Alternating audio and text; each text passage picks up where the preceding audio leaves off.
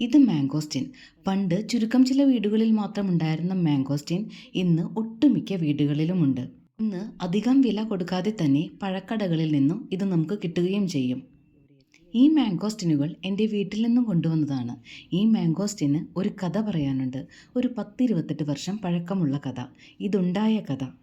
ഒരു 10-28 വർഷം മുന്നേ ഒരു രോഗി സന്ദർശനത്തിനായി ആശുപത്രിയിലേക്ക് പോയപ്പോൾ അവിടെ നിന്നും എൻ്റെ അമ്മയ്ക്ക് കഴിക്കാൻ കൊടുത്തതാണ് ഒരു മാംഗോസ്റ്റിൻ. ഒരെണ്ണം കഴിച്ചു കഴിഞ്ഞപ്പോൾ അതിൽ 2 കുരു ഉണ്ടായിരുന്നു. അത് രണ്ടും വീട്ടിലേക്ക് കൊണ്ടുവന്ന് അത് വീട്ടിലെത്തിയപ്പോൾ കുഴിച്ചിട്ടു. വളരെ സാവധാനം മാത്രമേ ഇത് മുളച്ചു വരികയുള്ളൂ. ഇതിൻ്റെ വളർച്ചയും സാവധാനമായിരിക്കും.